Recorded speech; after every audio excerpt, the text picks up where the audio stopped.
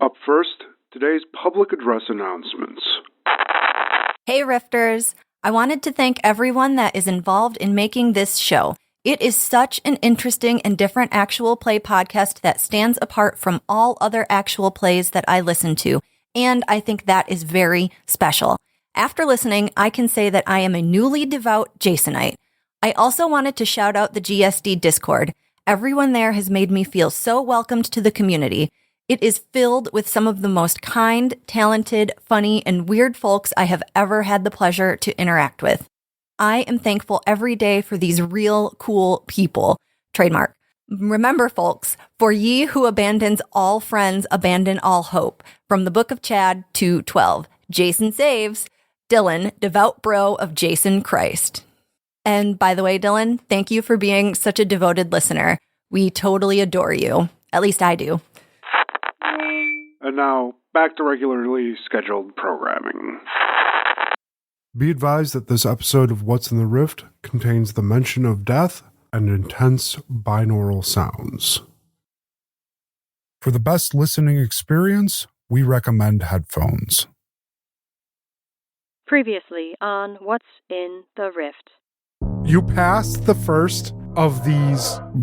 First? Yes, there's a long series of blue tubes that you've come to see more and more that you've spent time in this world. And there is a series of about 12 to 15 of these things on either side of the 408. It says, face obscured, all passengers must sit straight with hands on wheel or on laps. All right. Anyways, I tell her to sit in my lap and take the wheel. And I'm going to hold the pressure on the gas just the way that I have been. You've already passed the second one, and the red flashing light is getting more intense, and the warning flashes again. You've told Victoria to sit in your lap. We're going to pause the actual real-time execution of this, and we're going to do a test here. Okay. Ready? Huzzah! Well, I got a 10 and a 5, so I am good, but I also rolled a 1, and the other was a 2. You do manage to get yourself in a position where Victoria is on your lap and the car has not deviated from a normal driving pattern enough to alert the machines to anything unusual going on here. I'll let you know right now, mechanically, as kind of a peek behind the curtain, you have one more failure before there are countermeasures deployed. Well, hopefully now she's in place and we won't fail again. Toska, I need to know what you're doing. At this point, since we failed to, I'm going to drop into the floorboard. You pass the third checkpoint, and there's a red flash on your heads-up display again. Shit. You feel the van slowing, almost like an engine brake. There's a new message on your heads-up display this time. In flashing red letters, it reads, "Inconsistent passenger count detected. Please slow your vehicle and move to the side of the road. Await authorities." Vicky gets you guys pulled off to the side of the road, but as you're giving a glance in the mirror, you notice that there's a vehicle that looks suspiciously like a cop car behind you. And as you begin to pull off, it approaches rapidly and starts to pull off into this breakdown lane behind you. Hey there, quite the party you guys got going on here. What are you doing? He looks real suspicious at you, and he takes a step back. Yeah, I'm hitting him with the baton. I'm hitting this dude with the baton. So tell me exactly what you're doing here. So I'm going to squeeze the handle as hard as I can. As hard as you can. As hard as I can. Oh, wow. Okay. This cop palms your ID and his hand drops to his waist as he takes a step back away from the hood of the car. And you can tell that he's starting to draw something. It's almost as if he's frozen in place. And it's a fraction of a second. You see the life in his eyes just evaporate. The Koyos machine closest to the car does something that you haven't seen before. It starts to retract. You can see the machines on either side of the road collapsing in a similar pattern.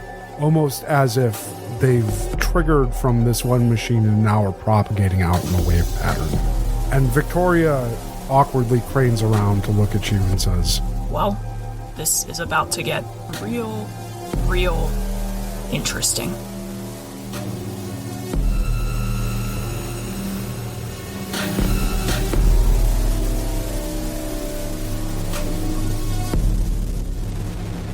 What's in the Rift is intended for mature audiences. This show includes death, drug use, criminal activity, and a consistent undercurrent of existential dread. Any children discovered listening to this show will get the hammer.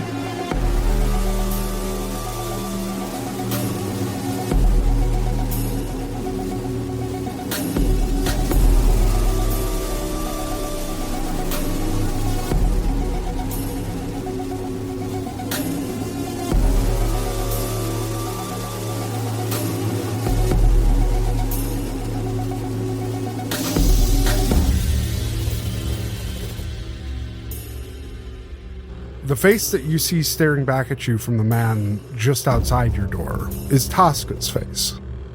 This is a man of Toska's build. This is a man with the same faint wave to his hair that Toska has. This is Toska. Helen squeezes your shoulder. Court, hey, is everything okay?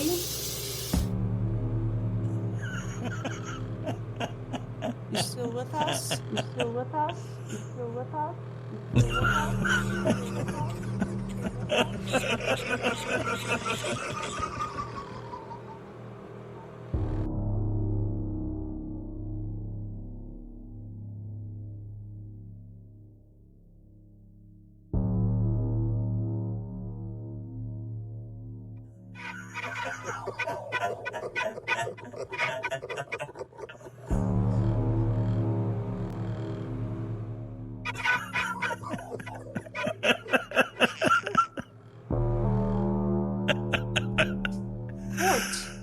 Is everything okay? You still with us? Oh yeah, no, I'm fine. Just I think I may have gotten up too fast from the chair. You know, like how like the blood rushes to your head, and your vision narrows. Do you need a chair? We can get you a chair if you want. Oh no, I'm good. I'm stabilized now. Man, you'll know how it is. It comes on, it goes away. You're ready to go, and just let's go. Let us move forward away from where we are right now. Sure. She keeps her arm on your back and she walks you through this hall. You can hear two sets of footsteps behind you, following you wherever Helen is currently leading you. As we're walking, I want to try to strike up some conversation. I just want to try to drop a couple sentences that I believe Toska would react to, and tell if there's any different steps with rhythm of the movement behind me. Sure. Okay. I don't know Toska very long. No, but I saved you from a wrench. That's what I'm actually going to be focusing on. Is I'll be mentioning a new book I read called It's Robin Time, and the main character has 3 tied together milk jugs, 2-gallon ones, as an arm, and I'm just trying to see if there's any kind of slip up behind me. Okay, I'm going to give this a base roll. We're not including crisis dice in this or anything. Build me a dice pool though. For doing this, it's going to be a D6 challenge. You've got to be kidding me. I rolled 2 6s. So that's a 12. Okay. Well, I'm definitely using something as watching because I'm literally relying on someone watching me. I want to use my relationship with Toska on this one because I'm trying to draw from experiences we've had in the past to come up with this information. I buy that completely. I would like to use scoundrel in order to convey a message in normal conversation. Okay, I like that. I think that would be it, actually. I don't think anything else applies to that. All right, here we go. Oh, no. That is a 7 And a 1 on one of the die. So, there's no effect die that can... This is just a straight failure. I don't think that there's any... Court, as you're walking and telling this kind of circuitous tale to Helen about a book that you've read recently and dropping in these lines that you are hoping to elicit some reaction from this man who looks exactly like Toska, you almost get distracted by your own story and trying to weave together something that sounds plausible to the point where it's difficult for you to really give equal investment to paying attention to the footsteps behind you. Before you have a chance to really discern whether there's any change in pattern or any other indicator that this is someone that you know, Helen pats you in the back and says, Court, I have to say, you'll have to lend me this book. It sounds absolutely wild. We're here. Step inside and I'll ask our friends here to wait outside and then we can start talking. Definitely, that works for me. And Court's gonna turn around to the people behind. Thank you for escorting us. You get no response out of either one of them. Oh, this is super awkward. And Court heads inside. Helen follows in behind you and closes the door. She motions for a seat on the other side of a desk, and she sits down on the opposite side where there's another yellow-sided terminal. And she flips open a little book, pulls a pen out of the drawer, and she smiles and says, So, do you remember how our individual therapy sessions go? Oh, well, no, not at all. I'm so sorry. She jots down a note. No, it's perfectly okay. Sometimes you do, sometimes you don't, and that's okay. We don't judge whether you do or don't. Court, we're going to talk about some of the things you experience and how they may relate back to your cultural aphasia, okay? Okay, this is going to sound really awkward, and I swear I do read a lot of books. But what does aphasia mean? So aphasia is the inability to draw forth something from your brain.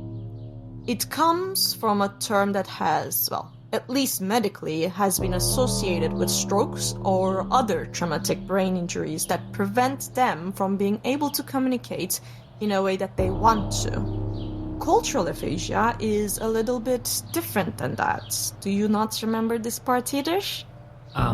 So I would like to tell you I totally do, but unfortunately that would just be me lying right now. It's alright, Court. This is not the first time we've had this conversation. Oh, that's alarming. Court, cultural aphasia is what's been affecting our world for the better part of this iteration. It's a pandemic, a plague, if you will.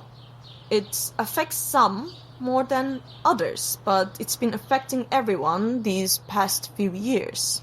People like yourself, people with unique cases where they fail to reintegrate in the way that we would hope them to, well, we have you here as part of a volunteer study. You're here to help us better understand what the root causes of this may be. Our hope is that by continuing our observation and care, that we can find a way for all of this to stop. Okay. Does any of this bring anything back for you? So, a bit. I don't know if this is... So while I was out, I saw someone have a full breakdown talking about memories and stuff, like on the sidewalk when I was in a park. It'd be like that. Like, it was hard to understand what they were talking about, but they were something about their life and stuff. Is that what is happening to me? Sure, Court. There is a lot to unpack here. Despite the world around us suffering from what we've been calling cultural aphasia, You and others like you seem to be in a persistent state of that. The frame of reference you have on this world is very different than the one that the rest of us are left with. Mm-hmm. We are all hoping that you and people like you can help the rest of us understand what's going on. Okay, that makes sense. Then can I therapy you a question then?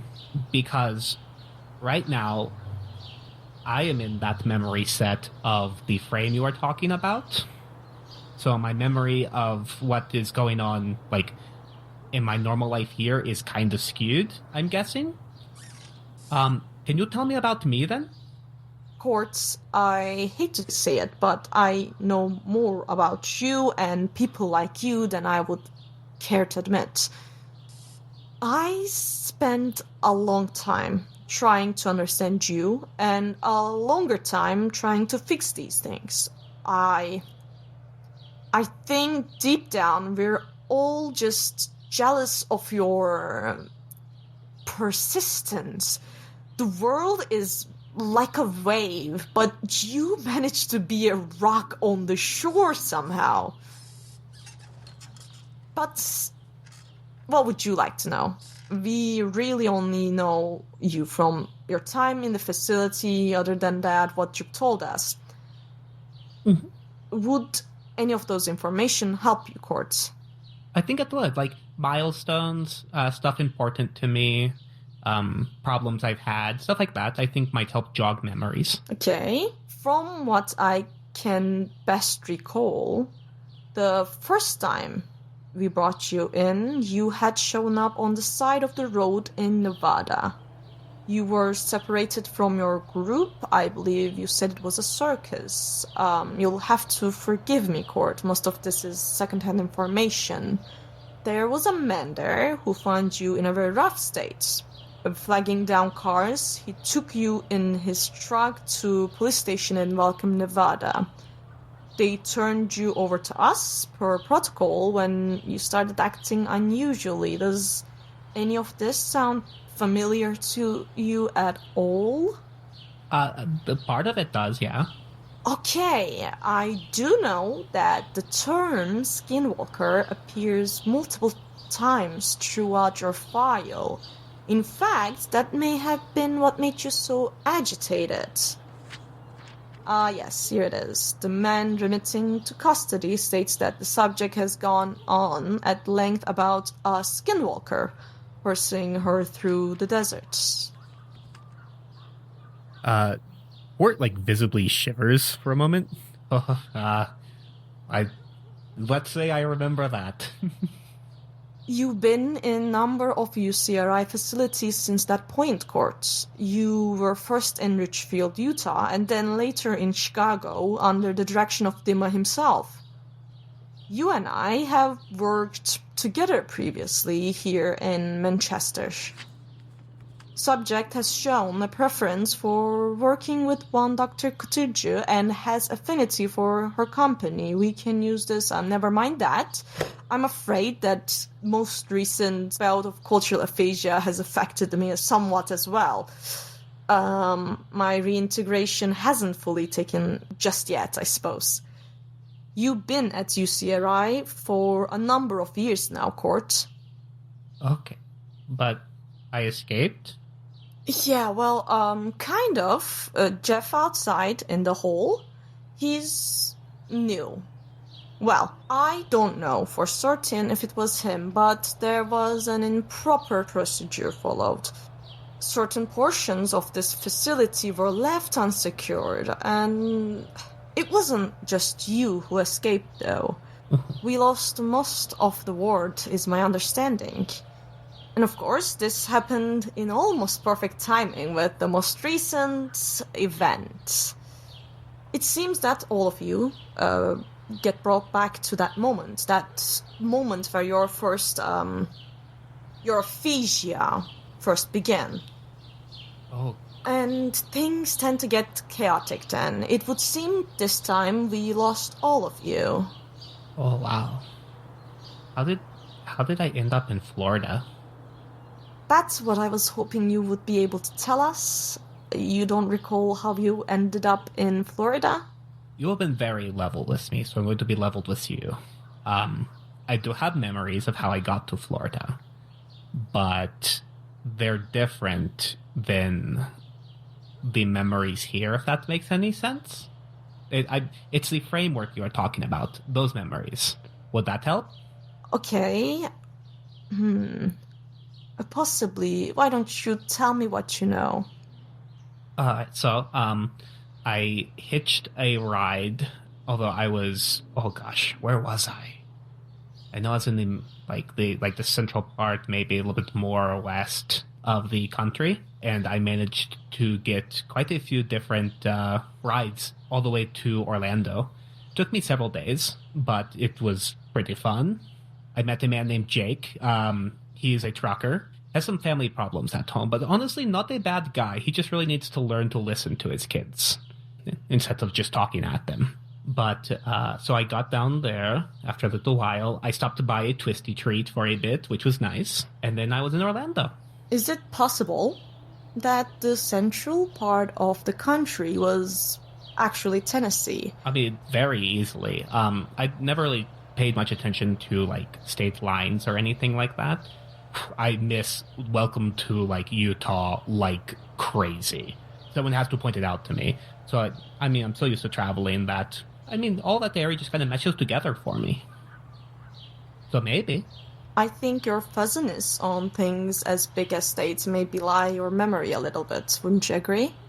I would tend to believe the memory of Jake is real, though. You seem to, You seem to remember quite a bit about him. Oh, I like people. Can you tell me a little bit more about Jake, maybe? Oh, yeah. So from the looks of it, like what I gauge, because we were in the car together for a while, and then we stopped by and got a burger, which was really good. He treated me, and I was so thankful. Okay. It's like a little bit of like a heavier set man, probably in his like mid to late 30s. A little over 6 feet, I'm guessing. He had really gentle eyes. I remember that about him. Mm-hmm. And his eyebrows were a little bit bushier for his age, so it made him look like he was a grandpa, like when the light hit it just right. It was very funny. Mm-hmm. Soft-spoken, but just generally kind of confused by people, if that makes any sense. Yes. I always wanted to understand and connect with them, but just really couldn't easily. Courts, did you travel with anyone else to where you went? Besides Jake? Oh, yeah. Yes, besides Jake. Was there anyone, maybe, from this facility with you? I don't know. I'm not sure who is from the facility. Like, the people in, like the suits and stuff from the vans, you mean? No, that's not what I'm talking about. Courts, can you come around the side here and take a look at the screen? I would turn it, but it's very heavy. Oh, no, that's fair. Come, take a look. Court walks over to the other side of the desk. Court, you see on this terminal screen a set of 4 other pictures. Oh, this is going to break doctor-patient confidentiality. Helen, should I not be looking at this? No. Court, I think for the purposes here, it is very important that you do look at this. Do you remember any of these people? On the screen, you see a photograph of Bruce, a photograph of Jenny, a photograph of Jackie, and a photograph of Blanche. No. Are these, like, people that are part of the facility? Like, are they... Like, do they work here like you, Helen? No. No, Court. That... They don't... Oh. They don't work here with me.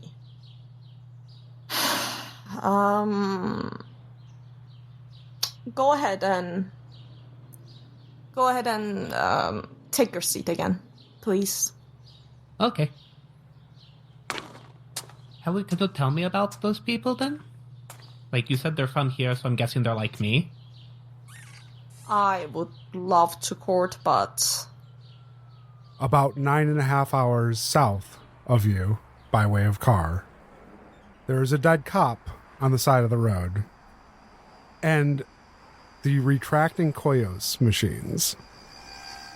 And a woman sitting in your lap, Jenny, who has just informed you that things are about to get interesting.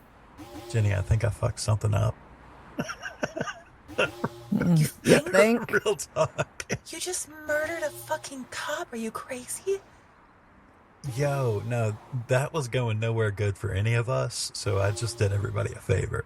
Now, this new situation is maybe less. Yeah, but now look what happened. But we have one less cop to deal with, so... You're sitting here going back and forth, and as you're speaking, there's a drone rising in your ears, and it sounds like hundreds of engines braking at the same time.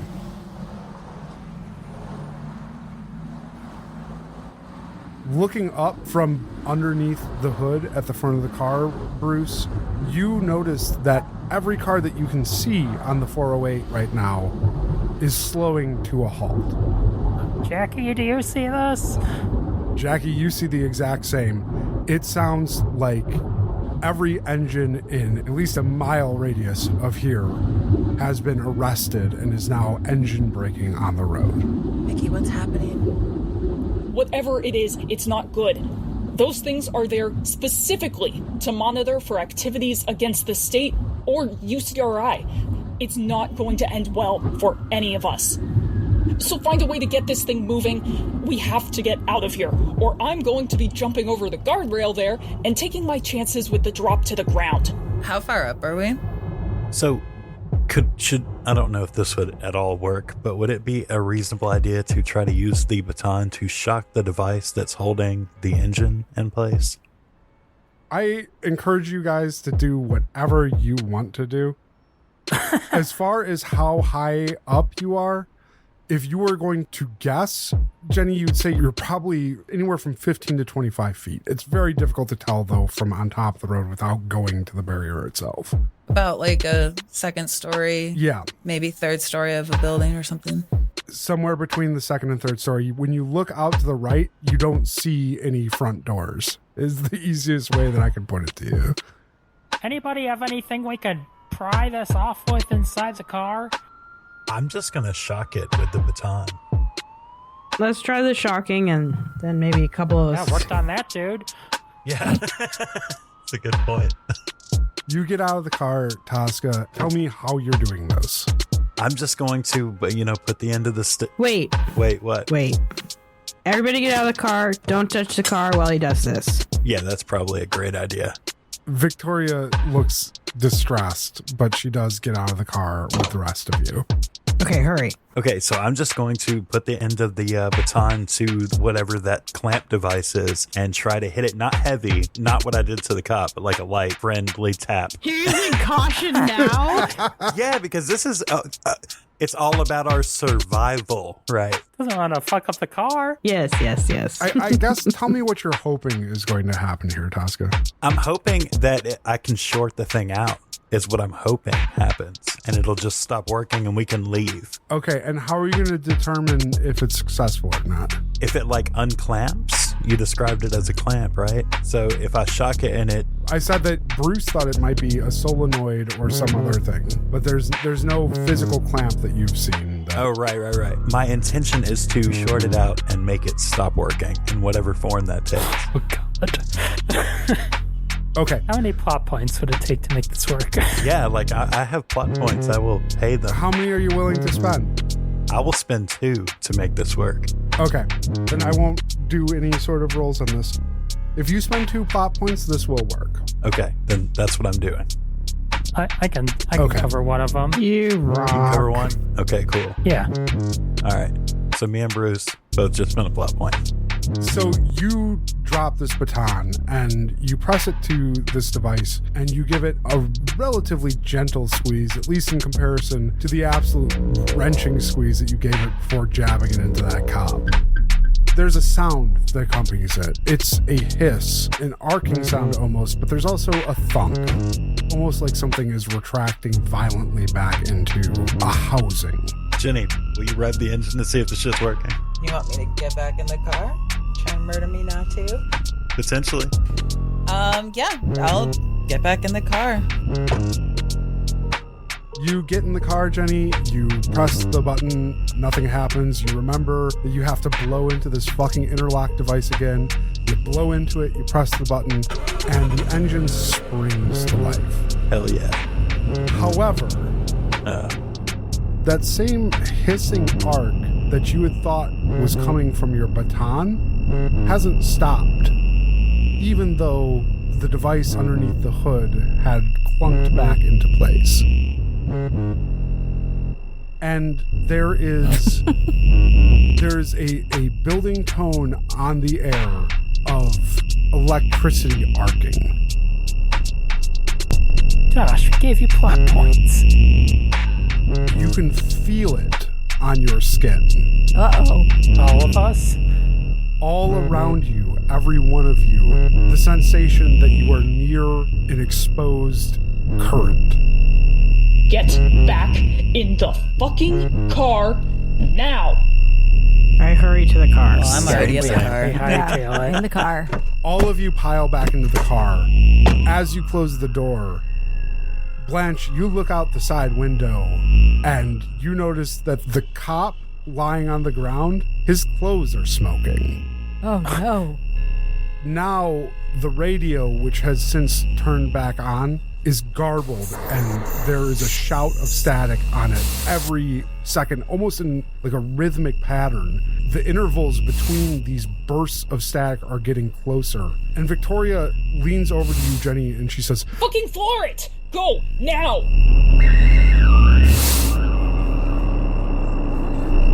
You depress the accelerator all the way. This is going to take a feat of driving. Because all around you, cars have slowed to a stop on the highway, and the glowing tops of those Koyos machines peeking over the guardrails are awful distracting. Toska, seatbelt. As you're driving through this mess of cars, you can catch glimpses of people through their windows, and almost universally, people have their legs pulled up onto the seats, as if they're crouching down in an old school nuclear safety video beneath their school desk. That's what I was just thinking of. Yep. Watch out, kids. There's a nuke coming through. Get under your desk. You'll be safe there. Except they're all in a fetal position almost in their car seats. As you look back, Toska, trying to respond to Bruce being the nerd he is, telling you to buckle up, you see Robert doing the same. You guys get in the fetal position. Look at everyone else. I will not do that. I will with one leg. I'm gonna do that thing where I actually drive like this sometimes, where I'll have my left foot up on the seat, but I'm Patty, using my other. You are not one of those people, are you? I'm absolutely one of those people. Only on long drives, or if there's a spider in the car. I've done this before. I'm not even joking. I have done this where there was a spider in my car. I had to go. And so I literally had my left foot on the seat and my right foot was floating.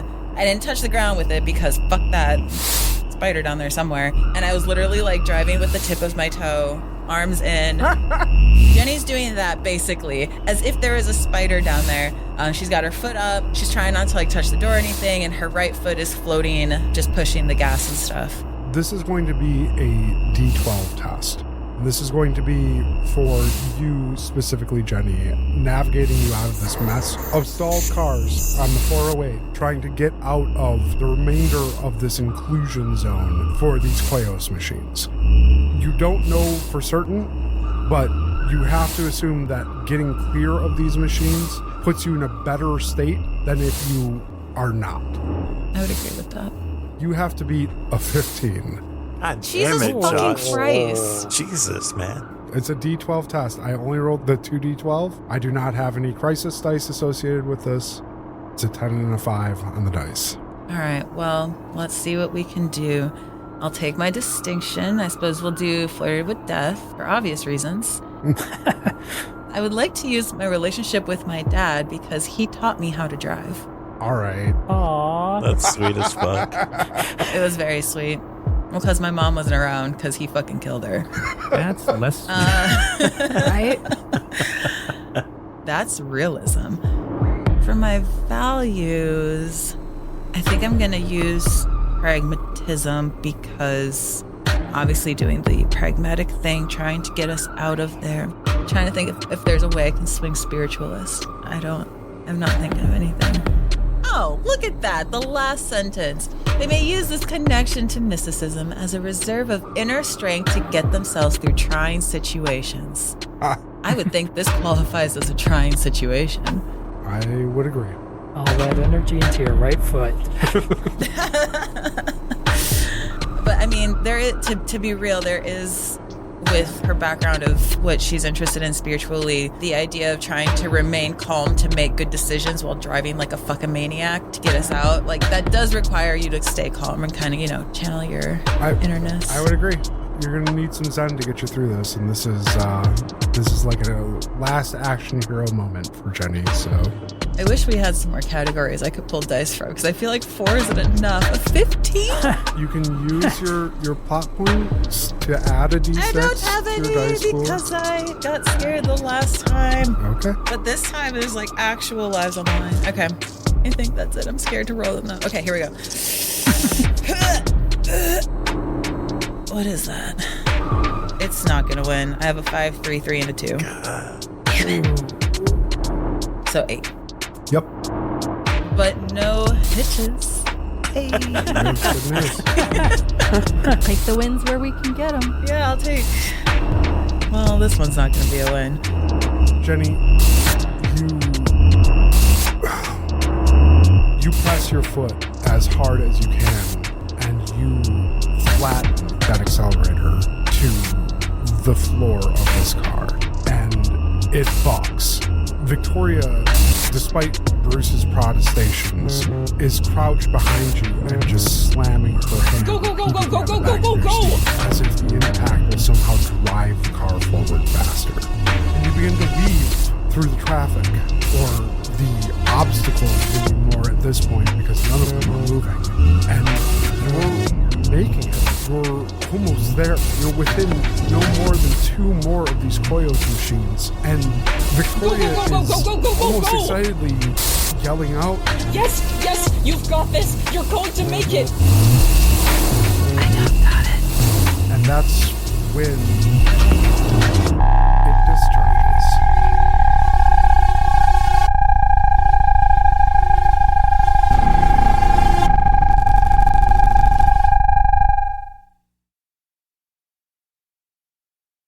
I hate you so much right now. Wow, Josh. Wow. Okay, can I literally read you my notes here? Once outside of the inclusion zone of Orlando, the rest of the drive to Manchester is largely uneventful. Victoria will info dump the party whatever they need to know. If they all took Jenna's SUV, they can all be in the same vehicle. So,